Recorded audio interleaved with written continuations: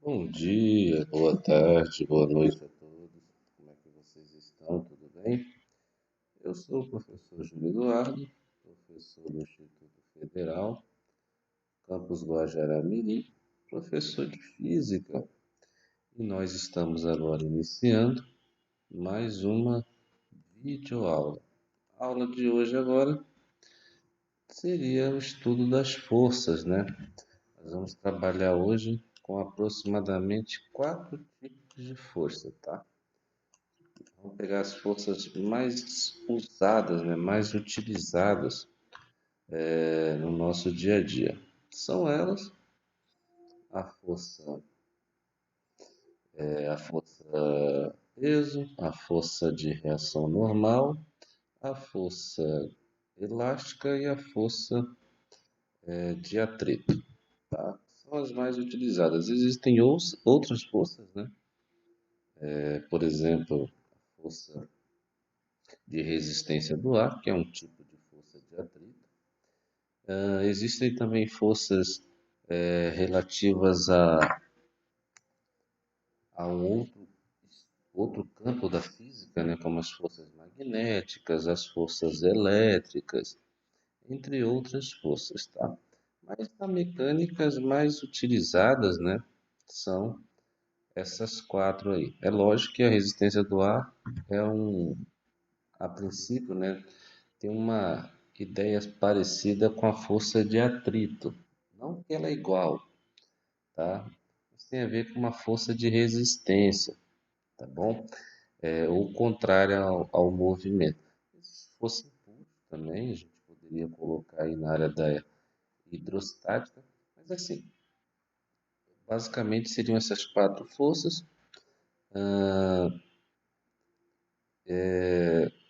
E o mais importante é conhecer elas, porque quando a gente falar das aplicações das leis de Newton, né, vocês vão precisar pelo menos dessas quatro, que são as quatro básicas, tá bom? Bem, mas antes, né, a gente tem que começar a definir o que é força, né? A gente já ouviu esse termo e na minha época tinha um desenho, né? Desenho do He-Man, né? Que ele falava, eu tenho a força, né? Mas a princípio, o que é força? Na prática, o que é força? Então, assim, é uma coisa que nós devemos definir de antemão, tá? Tem várias definições que a gente poderia elencar aqui, mas a que eu trouxe para vocês é: a força ela está relacionada com o ato de empurrar. Vou grifar aqui que é bem importante, ó. Empurrar, puxar, esticar ou pressionar objetos que estão à nossa volta. Nós temos aqui a figura de um objeto que está sendo esticado, uma mola. Nós temos aqui também de um objeto que está sendo empurrado. E nós também temos de um objeto que está sendo puxado, tá? Bem, em síntese, né? O que a força ela provoca? Ou a variação do movimento, né? Ou essa variação pode ocorrer variando o módulo da velocidade, né? Ou também a direção, ou até mesmo variando o sentido. Mas assim, em síntese, ela vai provocar essa mudança na quantidade de movimento do corpo, tá bom? Então vai mudar esse movimento, pode também fazer com que o corpo adquira um movimento, né? Quando o corpo está parado e eu empurro, esse corpo não estava em movimento, ele estava em repouso. Quando eu empurro, esse corpo passa a se movimentar, ou até mesmo mudar a direção, né? Isso acontece quando, por exemplo, com a bola. Eu vou fazer, eu sou goleiro, né? Defendo uma bola.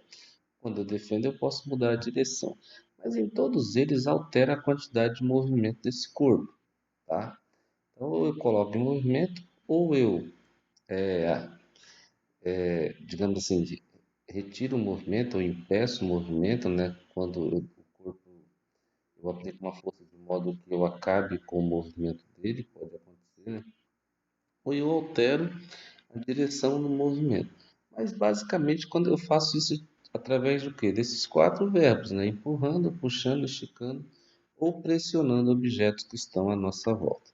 Bem, continuemos então. Então, alguns objetos, eles se modificam pela ação das forças. Agora, uma questão aqui, ó. No entanto, nem toda força modifica o estado dos corpos. Então, por exemplo, uma fruta que está pendurada por um galho numa árvore, tem lá a força aplicada, mas ele não está alterando o estado dos corpos, tá? Continua da mesma situação. Quando fala aqui o estado dos corpos, né, está relacionado também à modificação do movimento desse corpo, tá bom? Então isso ocorre em caso quando os corpos estão em repouso. Então, um livro de física apoiado sobre uma mesa ou outra superfície qualquer. Então você tem lá a aplicação das forças, mas o corpo permanece igual, tá? A gente vai ver todos esses tipos de força. Bem, a força é uma grandeza vetorial, né? E toda grandeza vetorial você precisa defini-la através de três situações, né? O módulo, que é o valor dela, a direção, que está relacionado com a reta que une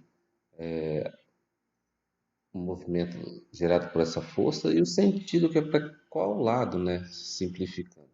Então, o módulo indica a intensidade dessa força, a direção é representada por um segmento de reta do vetor, né?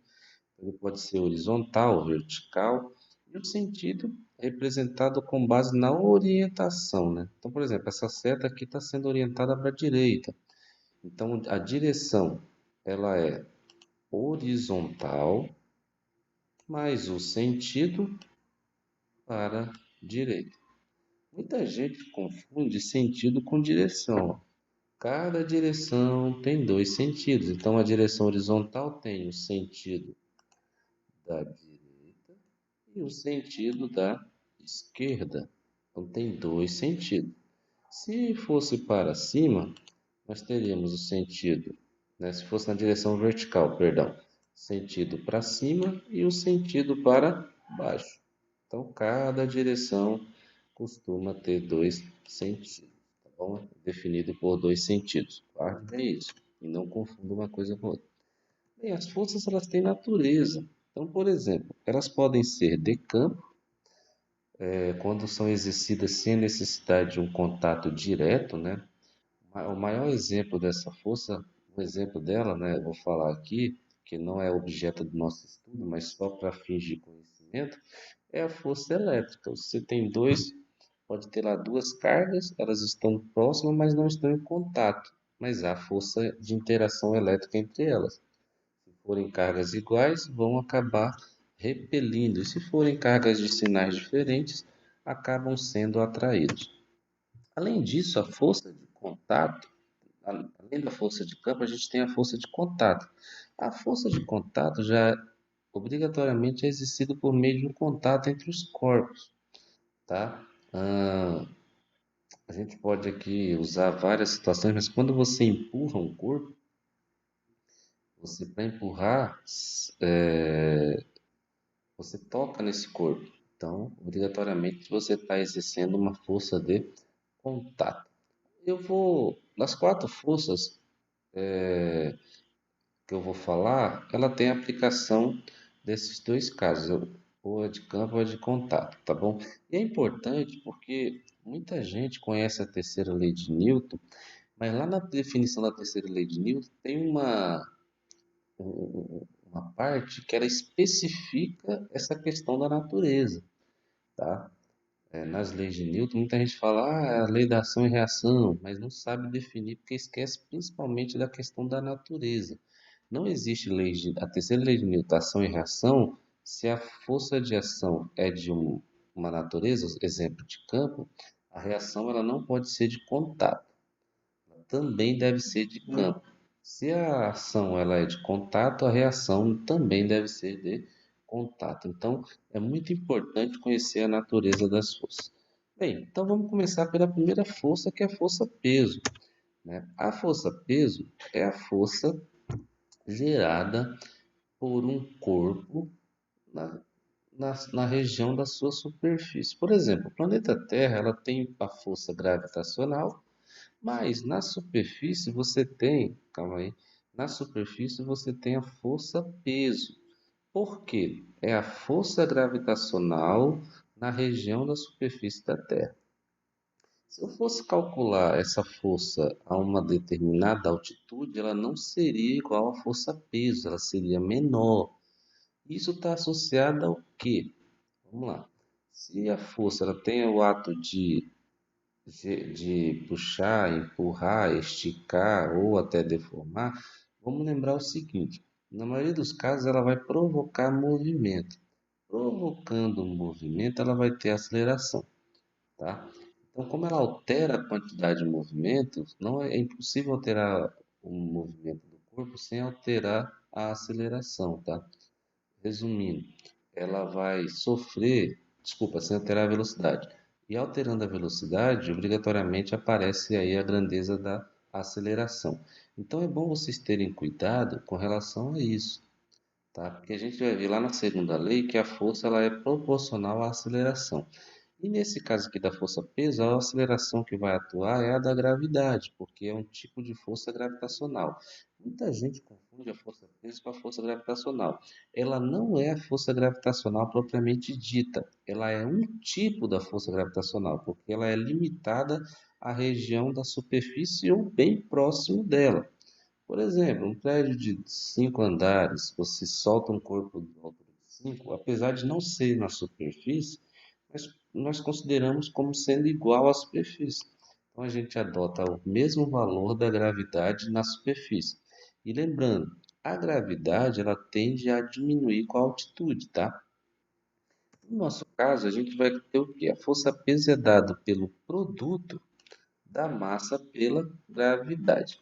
Só lembrando que a força-peso, como qualquer força, ela é uma grandeza vetorial e a gravidade também, porque elas necessitam de módulo, direção e sentido. A massa não precisa, porque a massa é uma grandeza escalar, só precisa do módulo dela. Bem, no caso aqui da Terra, a gravidade ela tem um valor definido, tá?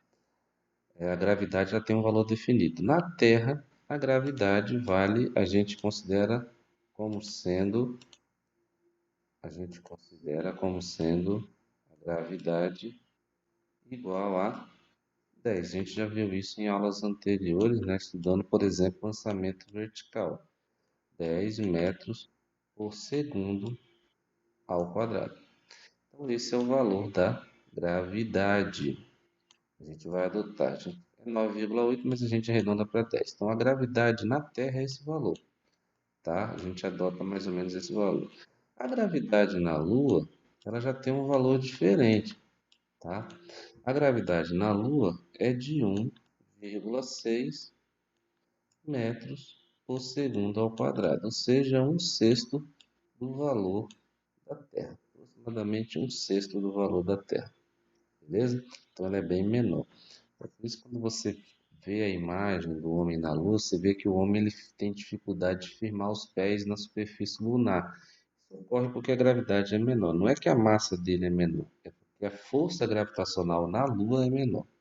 Então lembre-se, o P é a força-peso, o m é a massa de um corpo e o g é a aceleração da gravidade. Tá? Lembrando que tanto o peso quanto a gravidade são grandezas vetoriais.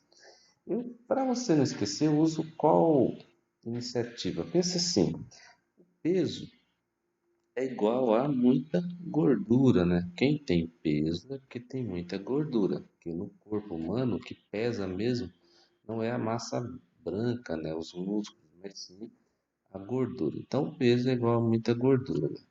Bem, eu brinco que no meu caso, o peso é igual a muita gostosura, tá bom? E também as coisas gordurosas costumam ser gostosas, né? Um exemplo é o chocolate. Brincadeiras à parte, para você não esquecer, lembre-se: peso igual a muita gordura. Bem, vamos para a próxima. Bem, aí sobre a gravidade, eu trouxe aqui para vocês uma tabela da gravidade de alguns planetas, tá? Eu já falei da Lua, tá aqui o valor, né? Júpiter, que é o que tem a maior massa, né, dos planetas do nosso sistema solar, então ele tem a maior aceleração da gravidade. E Mercúrio, o menor planeta do nosso sistema solar, a menor gravidade. Lembrando que a Lua não é planeta, né? É um satélite da Terra, então é um pouco diferente. Agora observe que a Terra só tem 3 planetas que têm gravidade maior do que ela, tá bom? Eu acho que esses valores aqui são diferentes de acordo com a fonte, né? Eu já peguei aqui outras fontes com valores um pouquinho diferentes, né? Mas são bem próximos. E a partir desse momento também eu vou ter um material de apoio para os meus alunos, tá? Eu vou disponibilizar aí no sistema o material de apoio, que tem aí mais 2 tabelas complementares aí para que vocês possam conhecer, né, se tiverem curiosidade. Vamos lá então. Segunda força, força de reação normal à superfície. É interessante guardar bem esse nome. É uma reação, não é uma ação normal, ou seja, não é algo forçado e sim normal da interação à superfície, ou seja, a superfície reage à ação de uma força de forma normal. Aí você fala assim, pô, mas o que isso quer dizer? Por exemplo, você pisa no chão. Por que você consegue pisar no chão e não consegue pisar? Você consegue pisar no chão e não consegue pisar na água. Tá? Eu vou repetir aqui. Força de reação normal à superfície. Então, é a força da de reação que a superfície exerce de forma espontânea, tá? Normal, corriqueiro, tá? Então vamos lá. Na água você consegue pisar? Não. Por quê? Porque não há força de reação normal igual na Terra. Lá você vai ter a força input, você vai ter até uma reação para cima, mas não igual na superfície, porque na superfície você consegue firmar seus pés. Então, olha só, exemplo aqui, ó. Um livro sobre uma mesa ou sobre uma superfície. Então você tem a força-peso para baixo. Aliás, 2 coisinhas aqui que eu já tinha estava me esquecendo. Primeiro, a força-peso atua sempre, obrigatoriamente, para baixo, que é para a região do centro da Terra, ou do centro do corpo que gera a força gravitacional. No caso da Terra, no da Terra. É lógico que ela está limitada o quê? À superfície da Terra, por isso que os corpos eles acabam terminando a sua queda na superfície, porque aí não tem como adentrar. Então atua sempre para baixo. Anormal, nem sempre, é para cima. Eu posso ter normal até para baixo. Eu posso ter normal para o lado direito e eu posso ter normal para o lado esquerdo. Qual é a condição para que isso ocorra? Que a minha superfície aqui, no caso da normal ser para a direita, minha superfície esteja melhor, a normal para a esquerda, a superfície para a direita. A normal para a direita, a superfície para a esquerda. A normal para baixo, a superfície para cima. Professor, tem esse caso? Tem, eu posso linkar para você. Por exemplo, uma aplicação disso é no Globo da Morte, no qual as motos fazem um movimento total em contato com a superfície. Quando elas estão de cabeça para baixo, no ápice, obrigatoriamente a normal ali é nula, é praticamente nula. Então, um pouquinho antes, a normal acaba sendo praticamente para baixo, tá? Junto com o peso. Então, nesse caso aqui, a normal ela é sempre contrária ao quê? Quando fala reação normal, quer dizer que, em outras palavras, forma-se um ângulo de 90 graus. Inclusive, alguns livros têm a definição perpendicular à superfície. Ou seja, tá aqui, ó, minha superfície é horizontal, a minha normal está formando o quê? 90 graus. Vou apagar aqui para ficar mais claro, ó. Aqui está a superfície, então a normal está fazendo o quê? 40, está formando 90 graus com a superfície. Então, em alguns livros vem a definição de que é perpendicular. Ou seja, se a superfície está, deixa eu melhorar aqui. Se a superfície está na horizontal, Então a normal vai estar na vertical, tá? Essa é a diferença. Então vai formar um ângulo de 90 graus. É isso que eu estou dizendo sobre a perpendicularidade. Beleza, pessoal? Então guarde bem isso. Outra coisa que é bom a gente observar, a força normal, como eu acabei de falar, é perpendicular à superfície em contato. Então, guarde bem essa ideia, tá? Então, a força normal para cima, nesse caso, e o peso para baixo. Uma outra observação aqui, ó.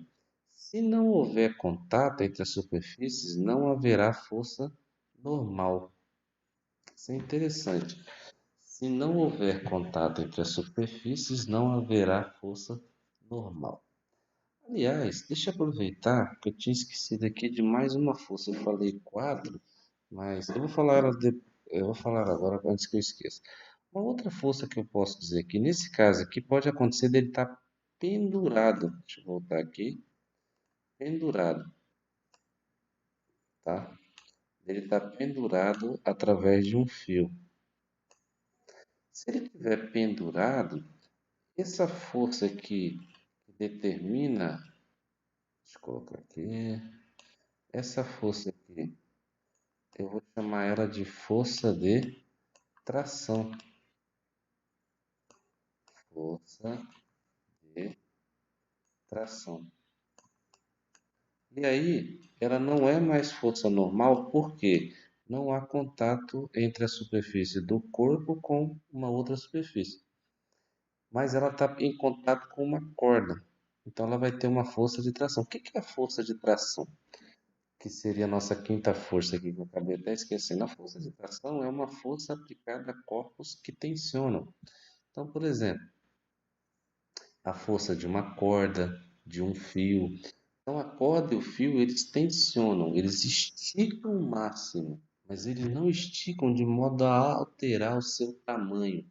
Eles apenas sofrem deformações, né? Se ela esticar muito, o que que acontece com a corda? Ela vai quebrar, né? Ela vai ser cortada, desculpa, quebrar, cortada. No caso do fio, ele também vai acabar sendo cortado, não suportando. Então, a força de tração, ela é a força aplicada a esse tipo de material, né, de corpo, que tem a propriedade de tensionar, de tracionar, tá? Então, nesse caso aqui, o corpo não teria força normal porque ele não está em contato com a superfície de baixo. Então, é uma situação que vocês têm que observar sempre, tá? Então, nesse caso aqui, não há força normal. E no caso aqui de ter contato com um fio ou com uma corda, teria força de tração. Aí você pode perguntar assim, professor, e se fosse mola? Aguenta aí que a gente vai falar se for mola, tá? A mola já é um pouco diferente. Opa, beleza. O que aconteceu aqui? Força elástica. Bem, vocês perguntaram assim, e se tiver mola? Força elástica. Aí na força elástica é um pouquinho diferente. Por quê, professor? Simples. Qual que é a diferença da mola para a corda? É que a mola ela pode variar de tamanho. Então são corpos que têm propriedades de elasticidade, ou seja, estica e volta ao seu tamanho original. Olha o exemplo aqui, ó. Você pegou a mola, está aqui nesse ponto, ponto C aqui, vou até colocar aqui de volta, rapidinho aqui. Ponto C aqui, ó, onde está essa corda. Esse é o ponto em que ela está, o que a gente chama de repouso. Então eu estico ela até o ponto B, então ela volta. Então ela está ok, variando de tamanho. Quando eu estico ela, ela deforma. Você pode ver que muda, ó. O espiral dela fica o que? Mais aberto, tá? E quando ela está em estado de repouso, fica mais fechado. Então, como esticou, tá, você pode observar que ela está a espiral mais aberta, a gente diz que sofreu uma deformação, tá? Então, se eu soltar essa mola igual está aqui na figura no ponto B, ela vai se movimentar até o ponto C.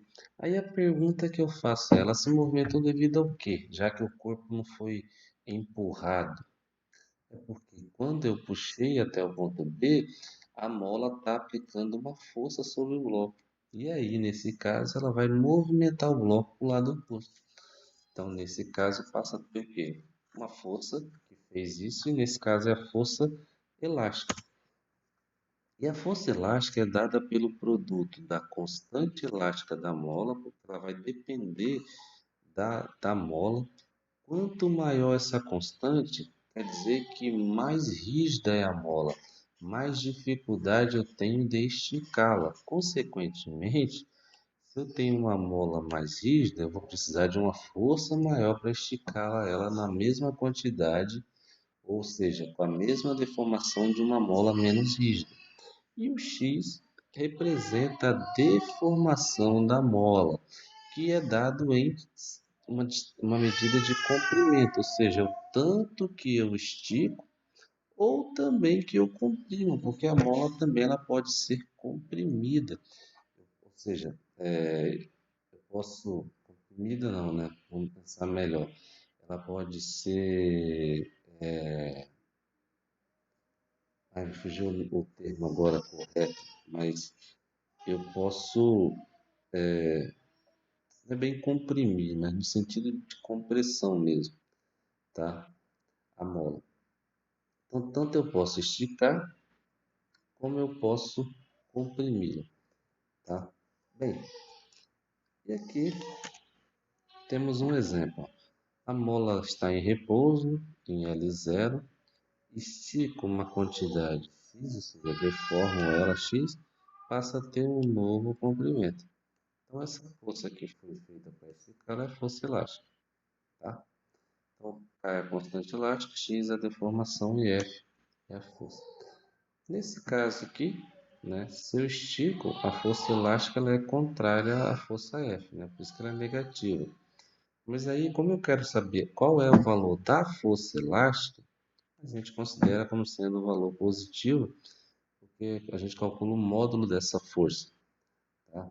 Então aqui não se preocupe, porque aqui é mais uma questão de acordo com o sistema que foi colocado aqui, mas a gente vai, como a gente quer achar essa força, a gente vai chamar ela, botar ela como sentido, achando o módulo dela, que aí fica positivo. Então a força elástica, o módulo dela é K vezes X, ou seja, o valor da constante vezes a deformação.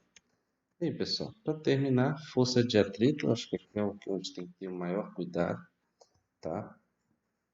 A força de atrito é uma força contrária ao movimento ou à tendência do movimento, tá? E ela pode ser dividida em duas: o atrito estático ou o atrito cinético ou dinâmico, que é a mesma coisa, tem a ver com atrito em movimento. Pessoal, antes de falar da força de atrito, vamos agora classificar essas forças. Então vamos lá, nós vimos a primeira força, que é a força peso. A força peso, o corpo tem contato direto com o outro? Não. Então a força peso, a natureza dela é campo. Guarda bem isso. Força de reação normal, tem contato entre os corpos? Tem. Então aqui é uma força de contato. Força elástica, tem contato entre os corpos? Tem. Do corpo com a mola, também força de contato, tá? E a força de tração também é uma força de contato. E a força de atrito também é uma força de contato. Bem, então guarde aí. A única que nós estudamos que não é de contato é a força peso. Beleza? Vamos lá então. Terceira, força de atrito estático. Só o atrito estático a gente tem que ter cuidado porque ela tem aqui uma situação muito peculiar. Somente no atrito estático. O atrito dinâmico ele é bem tranquilo. Agora o atrito estático tem que ter cuidado. Imagine que eu queira empurrar uma mesa e eu aplico uma força bem pequena. Aí, eu aplicando essa força, não é a força capaz de movimentar a mesa. Então, essa mesa não se movimenta. E eu vou aumentando essa força. Vai chegar um momento que eu chego no limite de empurrar esse corpo. E aí, se eu aumento mais essa força, eu consigo empurrar esse corpo. Então, um exemplo aqui, ó. Vamos supor que eu aqui, ó, aplico uma força com essa intensidade. da setinha preta. O meu atrito estático vai ter também o mesmo valor. Mas por que isso acontece? Vamos lá. Terceira lei de Newton, ação e reação. A gente não estudou, mas guarda aí. Elas têm que ser iguais, mas em sentidos contrários. Então, a minha ação, vamos supor que fosse 5.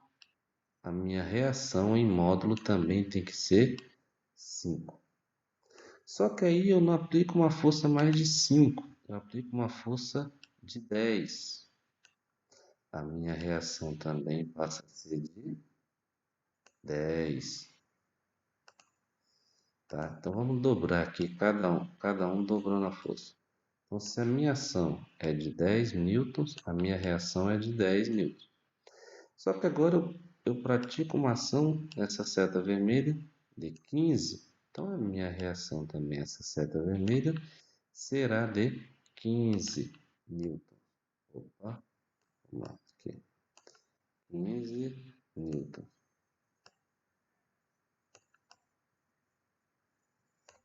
Só que aí eu não quero aplicar uma força de 15, eu quero aplicar uma força de 20. E essa é a força limite para esse corpo empurrar. Então a minha reação vai ser de 20. O que isso quer dizer? Em todos esses casos, a reação teve valores diferentes. Só que o corpo continua o quê? Parado. Continua em repouso. Então a força de atrito estático, ela depende da força que você aplica. E lembre-se, desde que o corpo permaneça parado. Então ela cresce, a força F ela vai crescer e a força de atrito também vai crescer. E quando isso acontece e o corpo continua em repouso, então tem atrito estático. Aí você fala assim, professor, beleza, mas e o limite? Depende. Mas a ideia é essa. Enquanto o corpo não estiver parado e eu for alterando a força, a reação do atrito é igual à força que eu estou aplicando. Então, se eu aplico uma força de 5 e o corpo não se movimenta, a reação da força de atrito também será 5. Se eu aplico uma força de 10 e o corpo não se movimenta, então a reação da força de atrito, ou seja, a força de atrito aplicada também foi 10, que reagiu, que vai manter esse corpo parado. Porque lembra, a força de atrito é uma força contrária ao movimento. Nesse caso aqui, a tendência do movimento. Eu quero que o corpo comece a se movimentar, mas ele não está se movimentando. Ele está apenas na tendência de se movimentar. Se eu aplico uma força de 15, então minha reação, ou seja, a força de reação, que é a força de atrito, é de 15. Se eu aplico uma força de 20, então a reação, que é a força de atrito, nesse caso, também é de 20. Beleza, pessoal? Já estamos terminando, tá rapidinho. Vou concluir aqui. O atrito estático então, é o seguinte, ó. Ele é dado basicamente por isso daqui, ó. Deixa eu até verificar isso daqui. Ó, força de atrito é igual a menor ou igual ao coeficiente de atrito estático vezes a força normal. É aqui que está o ponto. Menor ou igual. Por quê? Ele tem um limite. Qual que é o limite? Quando é igual ao produto do coeficiente de atrito estático pela normal. Por exemplo, no exemplo anterior, o limite é 20. Se eu aplico uma força de 21, o corpo se movimentava. Aí o atrito seria 21? Não, porque aí o corpo entrou em movimento. Então, nesse caso, a minha força de 20 é a força de atrito máximo, que foi a força que permitiu com que o corpo continuasse parado. A partir do momento que o corpo entra em movimento, muda o atrito. Não é mais atrito estático, e sim atrito dinâmico. E aí, como é que eu determino essa força limite que vai permitir que esse corpo permaneça parado? Pela fórmula da força de atrito máxima ou força de atrito estático, que é a mesma coisa, que é igual ao coeficiente de atrito estático vezes a força normal. Então, pessoal, guarde isso. Ela vai crescendo até um limite. Agora é o seguinte, se o corpo começou a se movimentar, ou seja, a minha força é maior do que a força de atrito estático, ele passa a ter agora agir sob a ação do a força de atrito que vai agir não é mais o estático, porque o corpo agora já entrou em movimento. E a força de atrito dinâmico ou cinético, que é a força quando o corpo está de atrito, né? Quando o corpo está em movimento, ela é menor do que a força de atrito estático. A gente vai ver isso daqui a pouco de uma forma bem dinâmica. Para terminar essa parte aqui, então vamos para o atrito dinâmico. O atrito dinâmico é a força de atrito quando o corpo está em movimento, tá bom? E aí, no final eu vou colocar a fórmula para vocês. É igual a força de atrito de destaque, mas em vez de ser coeficiente de atrito estático, vai ser coeficiente de atrito dinâmico. Então vamos lá. Ó. Se a força que eu aplico é zero, não há força de atrito. Lógico, não estou aplicando força, não vai ter reação. Beleza. Agora, se eu aplico uma força F e o corpo continua parado, menor que a força de atrito máxima, então a força de atrito é igual a F. Então, se aqui eu aplico 5, é 5. Lembra? O meu atrito máximo era 20. Então, qualquer força menor que 20, a força de atrito seria igual à força que eu aplicasse. Tá? Se eu aplicasse 5, o de atrito era 5. Se eu aplicasse 7, o de atrito era 7. Se eu aplicasse 10, o de atrito era 10. Agora, se a força F for igual à força de atrito máximo, então o corpo entra na iminência, ou seja, no limite do movimento, mas ainda é estático. Agora, se a minha força F é maior que a do atrito máximo, então o corpo passa a não adotar mais o atrito estático, mas adota agora o atrito dinâmico. É isso que eu estava explicando. E por que isso é interessante? Porque, pessoal, o que a gente faz quando tem exercício disso? Calcula o estático máximo e vê se a força que você aplicou é maior, igual ou menor. Tá? Bem simples. Para fechar aqui, ó, olha o esqueminha aqui. Ó. Debug aqui. Deixa eu voltar aqui. Deu um bug aí, ó. Acredito. Tá, depois eu ajeito. Mas seria a representação disso daqui, ó. Então o que que acontece? Ó, se a força é zero, não tem atrito. Aí vai subindo. Eu vou aplicando uma força, a força de atrito vai aumentando. Aí vai aumentando até o limite máximo aqui, ó, que é a força de atrito testada. Chegou aqui, se eu aplico uma força maior, tá aqui, ó, uma força maior, opa, uma força maior, ou seja, ele entra agora em atrito dinâmico. E aí ele entra em atrito dinâmico até um limite, ó, tá aqui. Aí a partir daqui o atrito dinâmico é o mesmo. Por quê? Porque ele entrou em movimento e o atrito em movimento ele é constante, ele não é alterável. Então, pessoal, essa é a situação. O atrito estático ele vai subindo, vai subindo, vai subindo até o máximo. Depois ele desce porque ele passa a ser agora dinâmico. Beleza, pessoal? Então essa é a diferença aí entre eles. E para terminar,